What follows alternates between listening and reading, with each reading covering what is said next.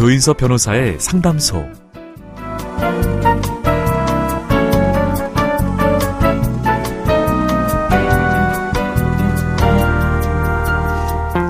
개나리는 겨울도 가을도 아닌 무려 2계절이나 앞선 여름부터 꽃눈을 준비한다고 합니다.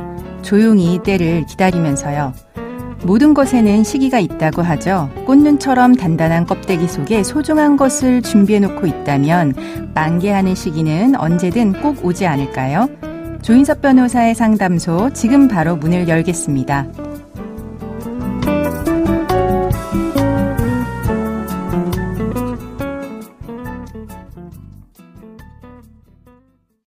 당신을 위한 로하우스 조담소, 오늘도 이명인 변호사와 함께합니다. 안녕하세요. 안녕하세요. 법무법인 신세계로의 이명인 변호사입니다. 오늘은 어떤 고민이 기다리고 있는지 먼저 사연부터 알아보겠습니다.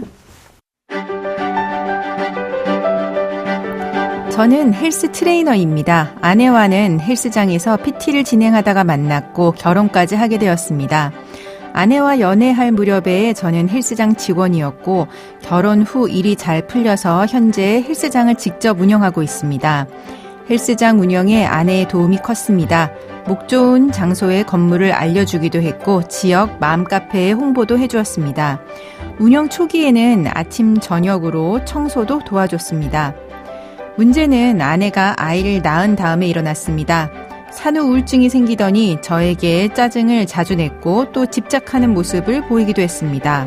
게다가 저 몰래 거실에서 녹음기를 설치해서 여성 회원과 스피커폰으로 통화하는 것을 녹음한 일도 있었습니다.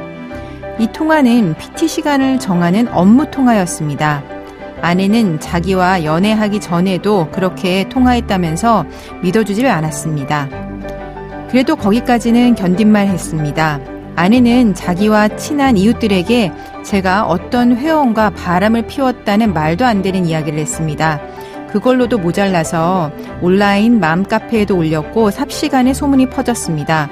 결국 회원들이 환불을 요구하는 일도 생겼습니다. 저는 더 이상 견딜 수가 없어서 이혼소송을 제기한 상태입니다.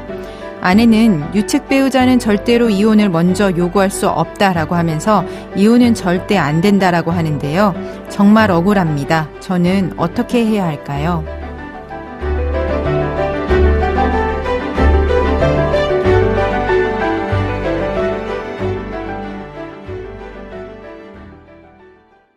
네, 사연자분 입장에서는 본인이 부정행위 한 것도 아닌데 정말 억울하실 것 같네요. 사연자분의 아내가 집에 녹음기를 설치했는데 이 부분 형사처벌 받을 수 있나요?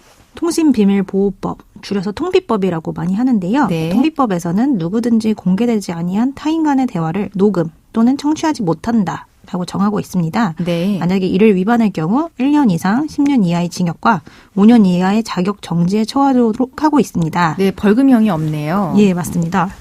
녹음 장소가 내 소유의 집 아니거나 혹은 내 소유의 자동차 내부라고 할지라도 녹음한 대화가 내가 참여한 대화가 아니라 타인 간의 대화라면 통비법을 위반한 경우에 해당합니다. 네. 도청 장치를 설치한 장소가 자신의 소유라 하더라도 면책되지 않는 거죠. 네, 그렇군요.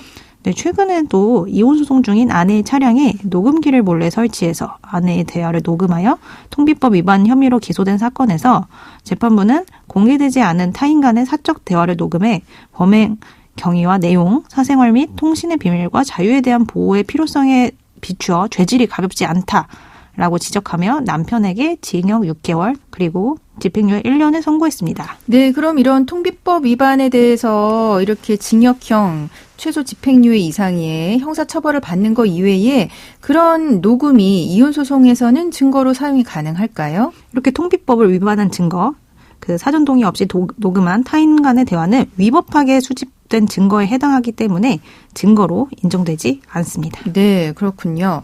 그러면 현재 상황에서 아내분은 이웃들에게 이제 사연자분이 남편이 불륜을 저질렀다라고 말하고 있는데 이 부분은 명예훼손으로 처벌은 가능할까요? 우리 형법 307조에서는요. 허위사실 적시 명예훼손 그리고 사실 적시 명예훼손을 처벌하는 규정을 두고 있습니다. 네, 그러니까 거짓말로 명예훼손을 하는 것뿐만 아니라 진실인 사실을 이야기하더라도 명예훼손이 된다는 거죠. 예, 맞습니다. 명예훼손의 구성 요건으로는요. 첫 번째, 공연성이 있어야 하고요. 두 번째, 사실 또는 허위의 사실을 적시를 하고, 세 번째, 그로 인해서 타인의 명예가 훼손될 것을 요구합니다. 네. 우리 사연의 경우 남편이 부정행위를 했다라고 지인, 주위 사람들에게 퍼뜨린 것은 명예훼손에 해당합니다. 네. 개별적으로 만나서 또는 카카오톡 1대1 대화방에서 이야기했더라도 그 사실을 들은 사람이 불특정 다수에게 전파할 가능성이 있다면 명예훼손의 요건인 공연성이 충족이 됩니다. 네, 그러니까 한 사람한테만 이야기했다라고 하더라도 그 사람이 또 다른 사람들한테 그런 내용을 전달할 수도 있으니까 그런 경우에는 이제 공공연하게 이야기한 걸로 봐서 명예훼손이 된다는 거네요. 네, 맞습니다. 그리고 부정행위를 했다는 내용 자체는 당연히 사연자의 사회적 지위 그리고 가치에 대한 평가를 손상시키는 내용이기 때문에 명예훼손죄가 성립이 될 것 같습니다. 네, 그렇군요. 그러면 이제 아내분이 지역 카페, 지역 맘카페에 불륜을 했다라고 하는 이런 글 올린 거, 이 부분과 관련해서는 어떻게 민형사상 소송이 가능할까요? 정보통신망법에서도 인터넷이나 SNS 등에서 명예훼손을 하는 경우 처벌하는 규정을 두고 있습니다. 네. 쉽게 사이버 명예훼손이라고 생각하시면 될 것 같은데요. 앞서 말씀드린 그 형법상 명예훼손 구성 요건에다가 첫 번째 인터넷이나 SNS 등 정보통신망을 통해서 두 번째 비방할 목적이 있어야 성립이 됩니다. 네. 비방할 목적으로는요. 가해의 의사나 목적을 의미하는데 보통 적시한 사실이 공공의 이익에 관한 경우에는 특별한 사정이 없는 한 비방할 목적이 있다고 볼 수 없습니다. 네. 적시한 사실이 공공의 이익에 관한 것이란 적시한 사실이 객관적으로 볼 때 공공의 이익에 관한 것으로서 행위자도 주관적으로 공공의 이익을 위해 그 사실을 적시를 한 것이어야 되고요. 그리고 공공의 이익에는 뭐 국가, 사회, 기타 일반 다수인의 이익뿐만 아니라 특정한 사회 집단 그리고 그 구성원 전체의 관심 또는 이익도 포함이 됩니다. 네, 그럼 사연의 경우는 어떻게 될까요? 네, 사연자의 경우 우선 허위 사실이니까 공공의 이익에 관한 것이라고 보기 어렵고요.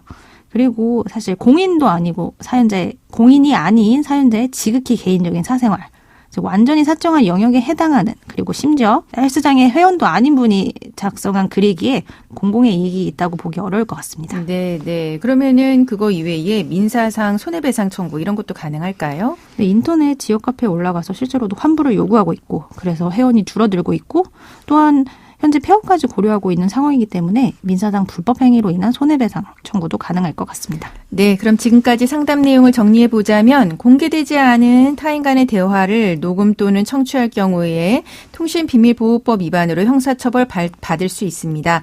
그리고 이렇게 사전 동의 없이 녹음한 타인 간의 대화는 증거로 인정이 되지 않는데요. 그거 이외에 있지도 않은 부정행위에 대해서 지인들과 헬스장 회원들에게 퍼뜨리는 행위는 명예훼손에 해당하고 또 별도로 형사처벌이 가능합니다. 또 지역 맘카페에 올린 글이 명예훼손이라면 형사책임 이외에 피해가 발생한 부분에 대해서는 민사상 손해배상 청구도 가능하다라고 하는 부분 정리해드렸습니다. 지금까지 이명인 변호사와 함께했습니다. 네, 감사합니다. 조인섭 변호사의 상담소는 유튜브를 통해서 다시 듣기 하실 수 있습니다. 궁금한 점이나 건의할 사항이 있으면 댓글을 달아주세요.